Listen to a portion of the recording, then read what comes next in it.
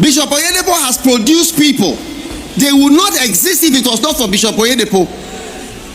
There's a lot of competition going on in ministry today. You are not called to complete, but to complement. When the prodigal son left, he took away half of his father's wealth. Many of these orangus, they affect the church financially. All right, guys, I want to welcome you back to Behind the Altar. And we have Bishop David Abioye here responding to one of the Ghanaian pastor, Pastor Ghanaian. Pastor Ghanaian has called Bishop David Abioye out, and he said that it's a dangerous son of Bishop David Oyedepo, to mean that he betrayed Bishop David Oyedepo and went ahead to establish his own church. So Bishop David Abioye has responded and replied him. I just want us to go through the video and let me know what you think concerning this. Bishop Oyedepo has produced people. They would not exist if it was not for Bishop Oyedepo. It's not because he is an old man. It is because he has produced the people. That makes you a son. And that makes him a father. Those who leave you, there are people who leave, they say, oh, I'm just leaving the church. Oh, I'm just starting my own something. Also, oh, God has told me to do whatever. You have to be careful. You see, when the prodigal son left, he took away half of his father's wealth. Many of these orangus, they affect the church financially. You see that by the time you finish dealing with this guy, it has affected your finances of your church. And these type of people, it's as if there are people who don't say anything. But when you read this book and you find out that they are saying something by their actions. They are saying something. In fact, they are leaving you. It's a loud announcement. It's a very loud and painful announcement. It's like there is something very wrong here. That is why I've had to leave. I wouldn't have left if there was not a good reason. That's why if a man's wife leaves him, it is a very big announcement. You don't even have to know the troubles in the marriage, but you know that there's something really wrong somewhere for this woman to leave or for them to part.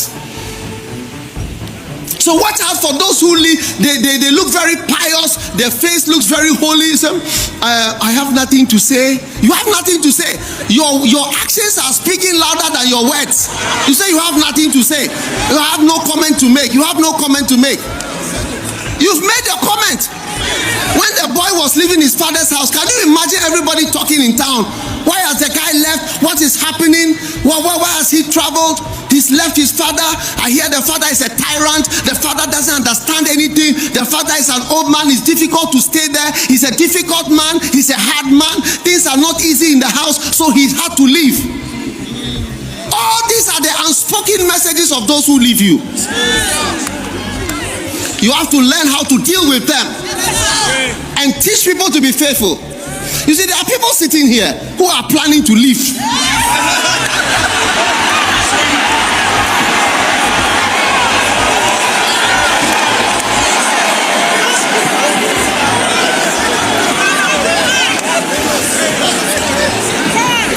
Tell your neighbor, God knows about you. Stop looking for who to blame for your predicament. The growth of one church is not the reason for the stagnation of your church. You know how many churches are in this city?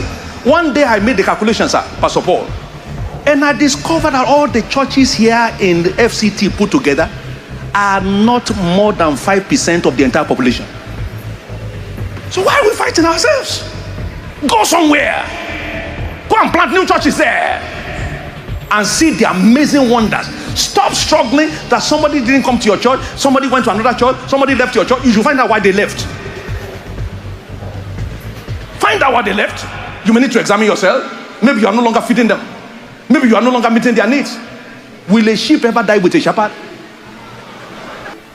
There is a lot of competition going on in ministry today. You are not called to complete, but to complement. You are not called to be famous, but to be faithful. You are not called to be popular, but to be peculiar. Stop seeking popularity. Stop having stomach ache when someone is making progress. I'm not saying this to flatter our host or to make myself feel important. There are times I just send a message. I watched the crusade in Kano. I watched the crusade in Ibadan. This final night will be very great. That's my joy. I don't go on crusade, but someone is there doing it. Let's send them with goodwill. So, all right, guys, welcome back. What do you think? I know you have something to contribute regarding this particular issue. So whatever you have to say here, why can't you relate it in the comment section? And don't forget to join us here for more videos. Don't forget to like our content. Don't forget to share it. Then let us do this again in another video.